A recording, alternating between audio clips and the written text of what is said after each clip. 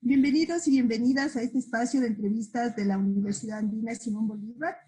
En esta ocasión vamos a conversar sobre un tema que nos compete a todos, es sobre nuestra alimentación. Más aún en estos tiempos de crisis sanitarias como los que vivimos en este momento, ¿no? Silvia Ribeiro nos acompaña hoy en este diálogo. Silvia es directora para América Latina de la Organización Internacional Sin Fines de Lucro de Acción sobre Erosión, Tecnología y Concentración, conocido como Grupo ETC. Ella es periodista, participa frecuentemente en las negociaciones de varios tratados internacionales de las Naciones Unidas y en muchísimos eventos organizados por la sociedad civil en todo el mundo. Investiga y escribe sobre temas de soberanía alimentaria, autonomía comunitaria, impactos ambientales y en la salud de los nuevos desarrollos biotecnológicos, así como sobre los impactos sociales, ambientales y económicos de las nuevas tecnologías. Sus análisis, artículos de opinión aparecen regularmente en La Jornada, en Desinformémonos de México, y ella es integrante del Consejo Editorial de la revista latinoamericana Biodiversidad, Sustento y Culturas. Silvia, bienvenida. Gracias por aceptar conversar con nosotros ahora. Hola, buenas tardes. Muchas gracias. Bueno, vivimos una crisis civilizatoria marcada por una inmensa degradación ambiental ocasionada por el modelo actual de producción. Esto se suma, como decía hace un momento, a la crisis actual del COVID-19, que nos enfrenta a serios cuestionamientos sobre la vida misma, y entre estos surge como un tema importante de atención el tema de la alimentación. Y nosotros nos preguntamos, ¿cuál es el origen de esos alimentos? ¿Quién los produce? ¿Cómo aportan o no a nuestra salud? ¿Cómo garantizamos el acceso de esos alimentos en estos tiempos de crisis? En este contexto, quisiera situar la discusión, Silvia, entre lo que significa los alimentos que produce la red campesina alimentaria y la cadena agroindustrial de producción. Me gustaría que nos cuentes cuál es la contribución a la alimentación humana que hace cada uno de estos sistemas, quién sustenta estos sistemas y cuáles son los impactos que generan. Sí, gracias, Ana Lucía. Mira, esta pregunta es muy importante, como tú decías, por el momento que vivimos, pero además porque el sistema, cómo nos alimentamos, cómo se produce, cómo comemos, dónde comemos, o sea, está relacionado con muchas cosas, no solamente con el ambiente, también con la salud, también con las culturas, las formas de ver el mundo. Y en este momento hay muchos mitos alrededor de esto. Entonces nosotros en el grupo ETC, hace más de 13 años que llevamos un proyecto que se llama ¿Quién nos alimenta? Y que, en el que hemos estudiado todo esto. Entonces, el 70%, digamos un equivalente del 70% de la población en el mundo, se alimenta por la contribución de los pequeños proveedores, que son productores y productoras campesinos, pescadores y pescadoras artesanales, pastores y pastoras y huertas urbanas. Entonces a esto nosotros le llamamos una red campesina. Entonces no es solo lo que, digamos, lo que se planta, sino lo que se recolecta, lo que hay, digamos, en casa silvestre, también en pequeñas cantidades, todo a nivel, digamos, artesanal. Eso es el fundamento del 70% de la población, ¿no? Y este sector solamente tiene menos del 25% de la tierra agrícola en el mundo y además usa mucho menos del 25%, alrededor del 20% o menos del agua que se usa en agricultura y menos del 10% de los combustibles, porque la mayoría no usa, ¿no? Y estos son alimentos que están bajo el control de esta red campesina en el sentido de que tienen sus propias semillas, en general no se usan agrotóxicos, etc. Digo en general porque no es que por ser campesino no lo usen, sino que incluso porque hay menor disponibilidad para comprarlos, ¿no? Entonces, y además porque en muchos casos no se quiere esa forma de alimentación.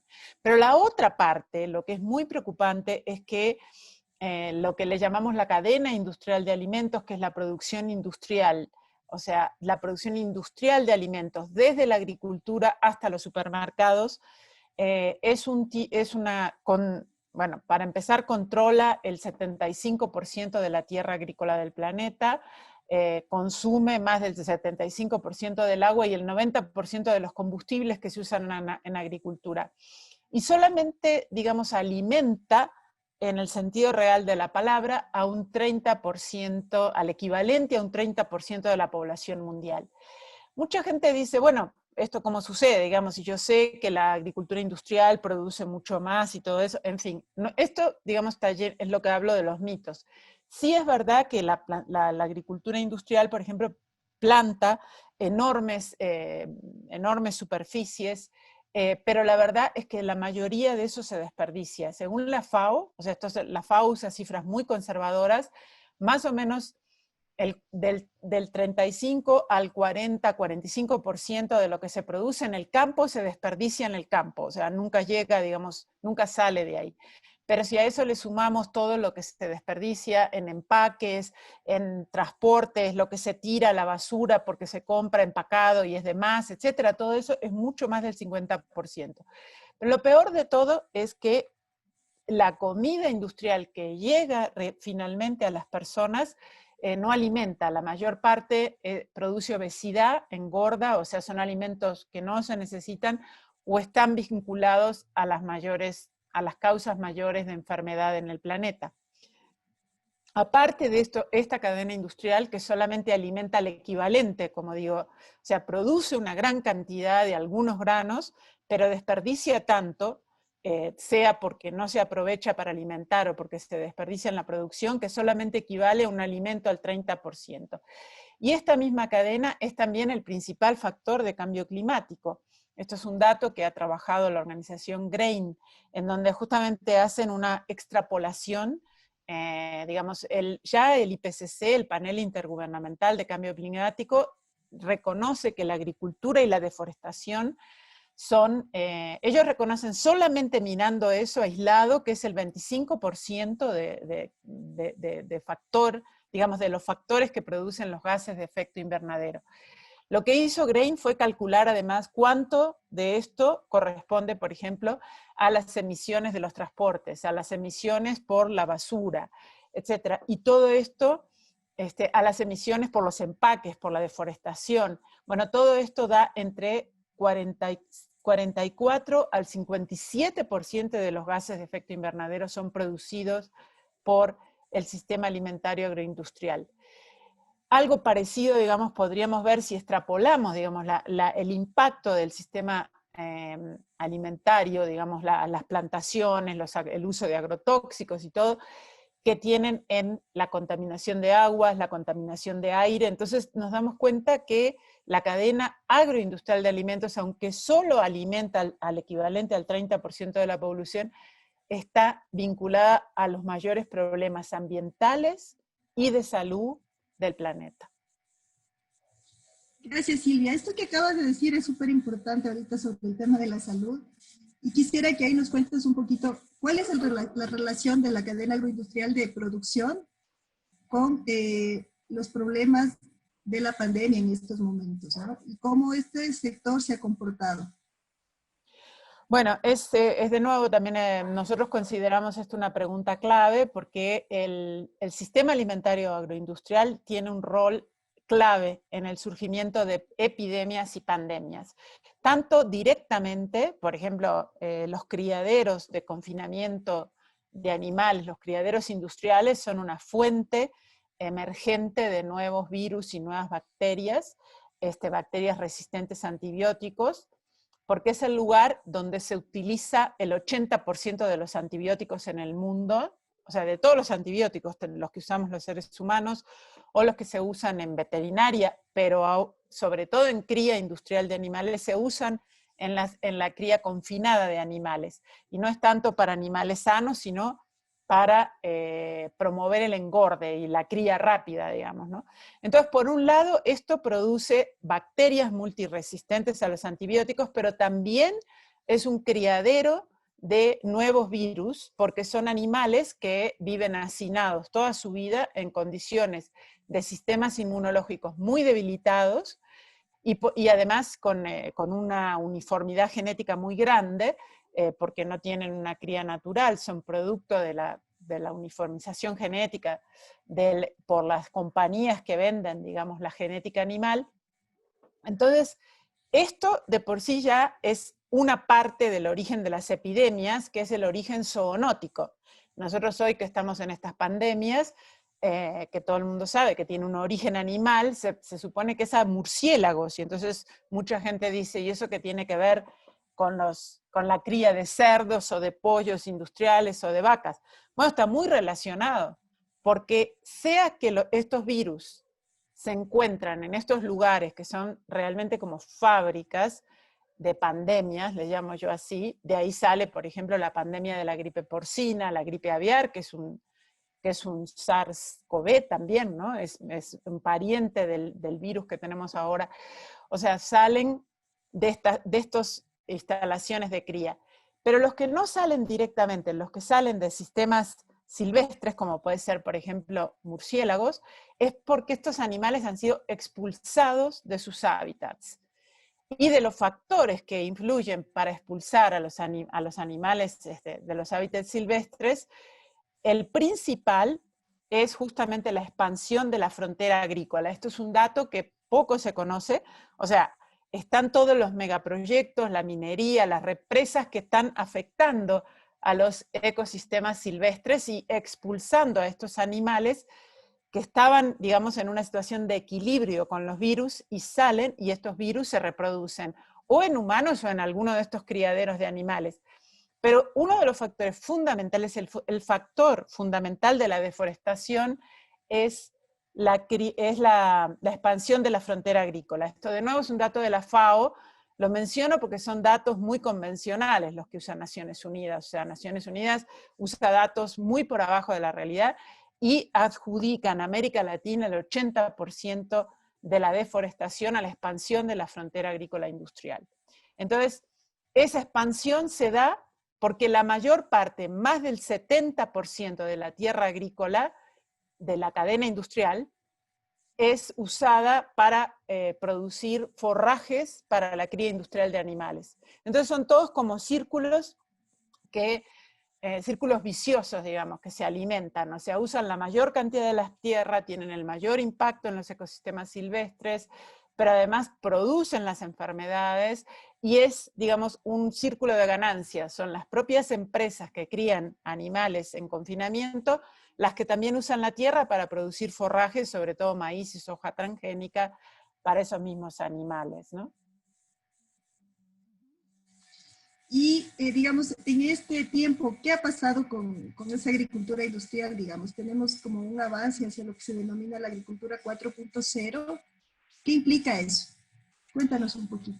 Bueno, justamente durante la pandemia, digamos, por un lado, ha quedado un poco, no es invisible, de hecho es cuando más se ha notado, pero ha quedado como un poco en el telón de fondo, como si el problema fueran los murciélagos o, digamos, el tráfico de especies silvestres, que sin duda es un problema grave, cuando en realidad es como comparar un elefante con un perrito, ¿no? Entonces, digamos, es como decir, el elefante es de lo que no se habla. Y en este momento además se ha empeorado en el sentido de que una tendencia que ya estaba, que era hacia la digitalización de todo el sistema agrícola industrial, ha crecido. Y justamente esta es una agenda que ya estaba, que se trataba de, por ejemplo, la digitalización de todas las tareas en el campo, como es, por ejemplo, el uso de drones para mapear, para fumigar, pero también la automatización de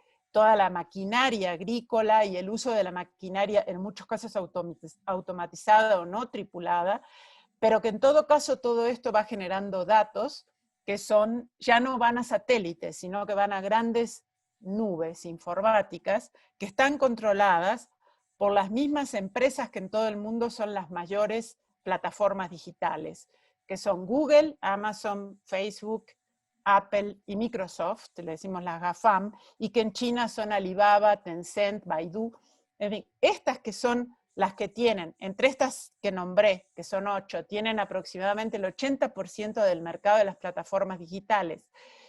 Y algunas de ellas, por ejemplo, como Microsoft, han desarrollado tecnología específica para la aplicación en la agricultura industrial, en donde plantean, digamos, cómo digitalizar todo el manejo, la aplicación de insumos, la ganadería, por ejemplo, las vacas, etcétera, a partir de digitalización, o sea, con chips digitales, en el caso de las vacas se ponen en collares, en fin, es un tema complejo para que le explique los detalles, pero el punto aquí es que a través de estas tecnologías han entrado en el sistema agrícola las empresas, las grandes empresas digitales, que a su vez son las que manejan, finalmente a través de sus nubes de almacenamiento, manejan los datos del campo que les da una enorme también información sobre los territorios. Entonces, por un lado está lo que hacen en el campo, pero por otro lado está que estas son las mismas plataformas que están controlando, por ejemplo, cuando compramos algo,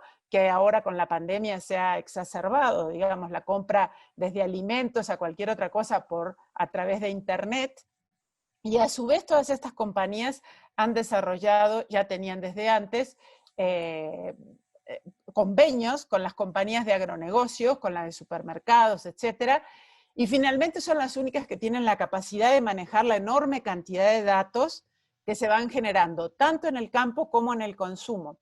Y esto revierte en el uso que hacen estas plataformas a través de diferentes empresas menores, porque lo que hacen es vender los datos, por ejemplo, de los datos desde los niños cuando participan en la educación virtual, hasta, por ejemplo, los jóvenes o todos, como estamos ahora de una manera u otra en la digitalización.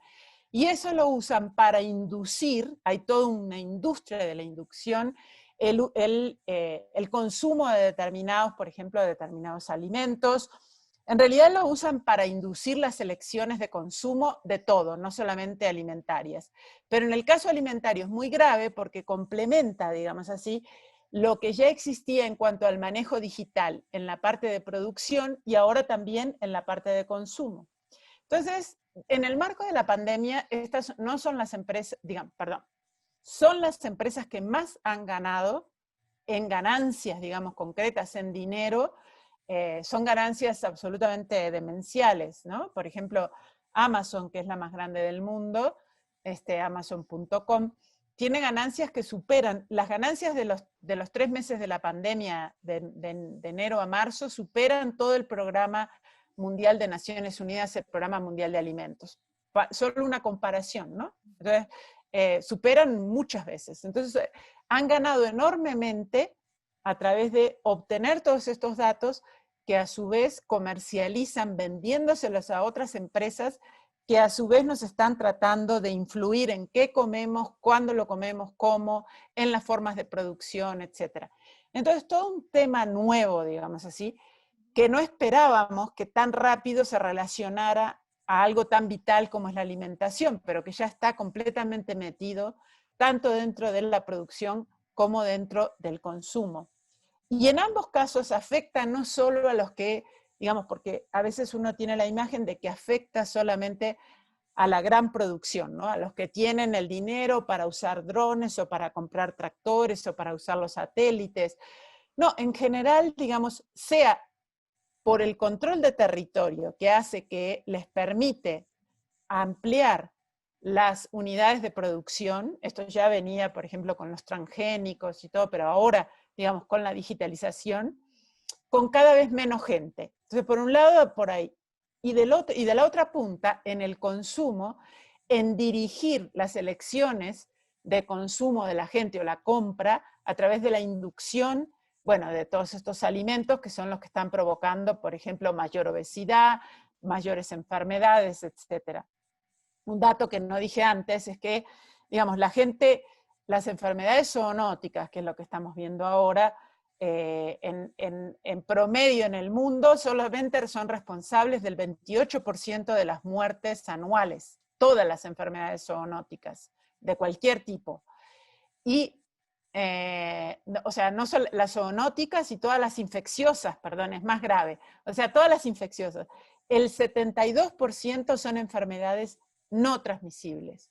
Y de las enfermedades no transmisibles, la mayoría de estas son las cardiovasculares, la diabetes, bueno, dentro de las cardiovasculares la hipertensión, pero y luego le siguen los cánceres digestivos, cáncer de hígado, cáncer, enfermedades de riñón, etc. Entonces, del 72% de lo que se muere la gente, la mayor parte de eso está relacionada directamente a este sistema agroalimentario, industrial. Entonces, por un lado, digamos, si está relacionado a las enfermedades infecciosas a través de la zoonosis, etc., pero por otro lado está relacionado a la mala alimentación.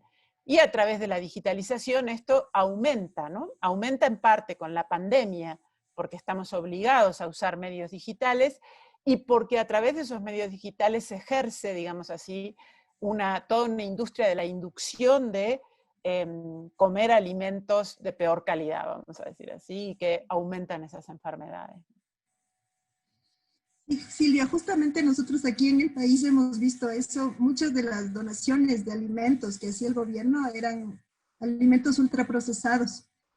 Lamentablemente no se cuida la salud de la población y se cuida la producción campesina o pequeña, ¿no? En ese sentido quisiera preguntarte cómo tú ves el rol o el papel que tienen estos sistemas campesinos de proximidad locales en la provisión de alimentos y que también han jugado un rol súper importante en esta pandemia, ¿no? Aquí en el país se han activado muchísimo todos los circuitos agroecológicos de consumo local para proveer otro tipo de alimentación. Bueno, Ana Lucía, eso que te acabas de decir se ha repetido prácticamente en todo el mundo. Yo he tenido la fortuna de estar en Ecuador algunas veces y a mí, digamos, todavía considero Ecuador un país en muchos sentidos, digamos, rico por la cantidad de alimentos locales que hay en Ecuador. Es uno de los pocos lugares, bueno, yo, digamos, por mis actividades he tenido que estar en varias partes del mundo, he tenido el privilegio de estar, y es muy triste cuando viajas muchos miles de kilómetros y te encuentras la misma comida que en cualquier otra parte. Y en Ecuador esto no sucede tanto, lo cual es muy bueno. Pero al mismo tiempo lo que me estás diciendo es terrible en el sentido, digamos así, de promover que se usen este tipo de alimentos ultraprocesados, como le dices, pero además con una cantidad de componentes, de saborizantes, de conservantes, etcétera, que hacen, que promueven la obesidad, que es uno de los factores bueno, que a su vez está relacionado con el colesterol, con las cardiovasculares, con la diabetes. Es decir, nosotros en el mundo hoy tenemos una pandemia de obesidad. Entonces, eso es lo que tendríamos que estar claramente criticando e impidiendo, ¿no? Entonces es terrible que desde programas oficiales se promueva este tipo de alimentación que refuerza el surgimiento y la debilidad ante las pandemias y ante las epidemias. Y lo que te decía es que por todo el mundo el ejemplo más efectivo ha sido justamente la producción campesina, local, incluso en huertas urbanas, etcétera, en donde se han practicado y se han fortalecido durante todo este periodo las experiencias, bueno, por un lado la práctica que ya existía campesina, pero se han multiplicado las experiencias de buscar contactos directos entre grupos, por ejemplo, de la ciudad, con campesinos, o incluso hay una cantidad, no sabes cuántos, y en Ecuador hay cosas muy emocionantes, pero también las hay en Brasil, en Argentina, en Perú, en México, de grupos de agricultores y agricultoras que alcanzan, digamos, que o comparten o venden a precios muy accesibles sus alimentos que son producidos en formas sanas en sus comunidades. Esto es realmente, si pudiéramos hacer, por ahora lo que hay son como muchos ejemplos, son abundantes por todas partes, incluso en Estados Unidos y Canadá han crecido muchísimo lo que le llaman la agricultura sostenida por la comunidad, que son grupos urbanos que se alían con grupos campesinos pequeños para compartir gastos o para financiarlos para que puedan producir alimentos y traerlos a las ciudades. Y todo esto además se ha hecho conservando medidas sanitarias, digamos, y para evitar los contagios y todo eso, que a nivel local es cuando mejor se han manejado. O sea, es donde menos contagios hay, cuando las comunidades se han apropiado de sus formas de prevenir los contagios y de aumentar la salud, etc. Entonces esto por un lado, por ahora, digamos, no hay estadísticas, entonces solo tenemos una cantidad muy grande de ejemplos de que esto está sucediendo y que los ponen de manifiesto. Esto de alguna manera nosotros lo vemos relacionado a lo que decía al principio, que la mayor parte de la gente en el mundo se alimenta gracias a estos campesinos. Ahora, una pregunta que mucha gente hace es decir, bueno, si la mayoría es alimento campesino, ¿por qué hay obesidad? ¿Por qué hay tanta gente que sufre hambre? Bueno, porque las y los campesinos, estas formas de producción, es lo único que llega a mucha gente que tiene hambre, porque la gente que tiene hambre no puede comprar alimentos, ¿no? Entonces, pero a su vez tienen muy poca tierra, tienen muy pocos recursos. Entonces, no es que nos tenemos que quedar sentados y decir, bueno, como el 70% se alimenta de esto, con eso alcanza. No, no alcanza, y por eso hay desnutrición, hay debilidad, porque no es suficiente. Pero de todas maneras son alimentos de mucha más calidad alimentaria, proteínica, pero también en lo que significan esos alimentos. Entonces, yo creo que es fundamental frente a las epidemias y a las pandemias hacer un cuestionamiento profundo de lo que significa el sistema alimentario agroindustrial, que es el principal generador de enfermedades de la gente y el planeta, y además del cambio climático, es el principal generador, y que además tiene que ver con algo tan vital como la alimentación. Y entonces promover, tanto desde la acción directa de los que podamos desde las ciudades, y que lo vamos a tener que hacer y lo estamos haciendo porque no tenemos otra, digamos, hasta por nuestra propia salud, digamos, desde las formas que nosotros inventemos, pero además promoviendo un cuestionamiento a nivel de los gobiernos y a nivel internacional de los sistemas de agricultura industrial, incluso de estas nuevas formas súper tecnológicas que nos quieren obligar a quedar encerrados y consumiendo a través de Internet de nuevo alimentos ultraprocesados con un enorme costo ambiental y climático que no está considerado, ¿no?